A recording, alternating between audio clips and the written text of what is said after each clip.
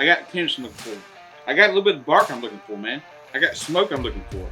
I've done this all on a Rectech pellet smoker. I've done this. It's easy. I promise you. Take this recipe, take this technique, go home, and you can recreate it every day of the week. It's not hard. That's what we're looking for. This here's a brisket got from Costco. This is a prime right here. Now I'm gonna come right here. I'm gonna take this fat right here. These two pieces of hard fat right here. I want to get it going. So I'm gonna flip it over and see what the other side looks like. This is about a 15-pound brisket here. When I get through trimming it down, it'll probably be in the neighborhood of about a good 12-pound brisket. So what I want to do now is kind of make sure I got all my sharp corners gone. Right in here, this part right here, as thin as it is, a lot of times this will kind of curl up on us and create some cooling effect right here. This kind of mess up the bark we're looking for today.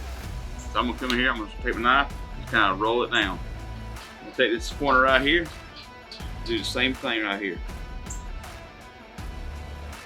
So now we got a brisket all trimmed up. It's time to start putting some seasoning on it.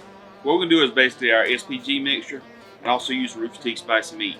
It's kind of get a little bit of kick, some paprika into it. This here is kind of the traditional beef, salt and pepper and garlic. The first rub I'm putting here is gonna be the spicy meat. Go across it really fast, not necessarily heavy because I don't want to overtake it. I just want to kind of put just a little bit on there. Once I've got that, now I'm gonna take my SPG mixture. I'm gonna go on here a little bit heavier. It's a big piece of meat right here, so you can go a little heavy-handed with your salts and your pepper in here. Your spices in there, your hots, jalapenos, stuff like that. If you put that on there, you gotta be careful with that. But with the salt and pepper, you can go a little heavy, or I can, because I like the flavor of it. I'm gonna flip it over and do the other side. Do the same thing with my spicy meat. Come on here. This is the fat right here. So this fat's being a 1/4 inch. Like I said, it ain't gonna penetrate a lot, but it will penetrate some. So you gotta just keep that in mind here. Your flavor on the back side right here is gonna be really more for bark than anything, because the fat we have in here, right here, it will penetrate. The fat down here, it won't. And just pat it in a little bit. Now I'm gonna let this here settle a while. I want it to sweat out some. I want that to start having that rub adhere to that meat. In the meantime, I've already lit my Rectech 1250 here. Rectech 1250, it's on extreme smoke at 180 degrees. So we can put this in here for about 2.5 to 3 hours and just bombard the sucker with smoke and almost help establish that bark. And the pellets we're using today is 100% royal oak charcoal pellets. Those charcoal pellets and that flavor of the Rectech here is gonna give me a good charcoaly smoke flavor to it. It's gonna make this here brisket just come alive, man. I'm really looking forward to it. One other thing you'll notice right now is I've actually got this brisket in aluminum pan wrapped in tin foil with a cooling rack underneath it. Reason for that is a traditional brisket we want is an offset brisket, offset smoker. And what that is the fire off to the side and the smoke and heat coming over top of the brisket. In a pellet smoker, and like most grills at home or Weber's or whatever, a lot of us have the fire source where it's coming up from the very bottom. And so what's that going to do is it's going to overpower the bottom of the brisket here. It doesn't matter if you cook it fat cap up, fat cap down. You're getting slammed with that heat from the bottom. And so what I'm doing right here with this here, I'm creating another diffuser. Essentially what I'm going to do is have this rack from the bottom right here, pick it up off this aluminum pan right here, and then allow the heat and smoke to come around and kind of envelop it, kind of give it like a love and embrace to it. And that's what we're looking for right here with this brisket. Like I said, this is a very simple recipe, simple techniques to give you maximum flavor. And that's what we're going for today. That looks really good, man. I'm gonna put it right here in this. Right here, it's called all over a little bit of grease in there. As you can see, the slow cook we're having, we're not evaporating a lot of grease out of this piece of meat. It's all staying inside of there. Now, one of the processes we're going with this here, I want to maintain that moisture there. So I'm gonna set this to the side, and we'll start focusing on the brisket. So before we do anything else here, I'm gonna put my meat probe in here. This is the meat stick here. I got a video, I'll put a card up above, the links to the video we've done to review on this product. I really have been impressed with it. I'm gonna add some beef stock to it and cover it tin foil, and that way I can kind of maintain the moisture there. The process this here, numbers, I want to get a very moist and tender brisket. I want something that everybody can do.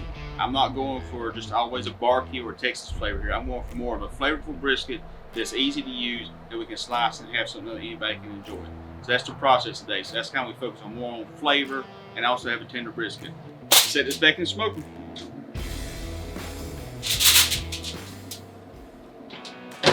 So as you can see here, we got our brisket in the full pan we've taken off the smoker. And the temperature in the probe of my brisket is probing about 207, 208, but it felt the good buttery feel to it. So we went and took it off.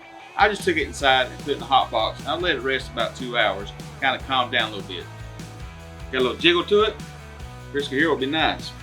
About where my hump starts coming up, come in a little ways, I'm gonna take my knife here and cut this out. Then I want you to be able to look at this. You can see that juice just pouring out of there. You look at it right there. You just see that juice, man. That pouring right out of there. See that?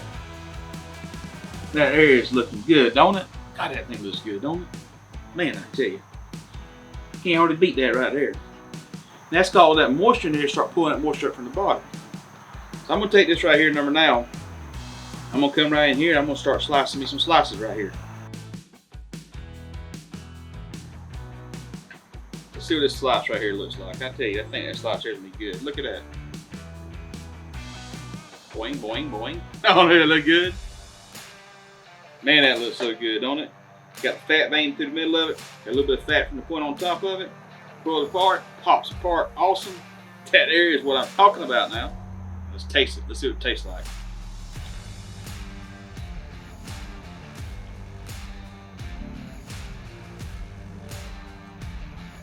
That is an awesome brisket.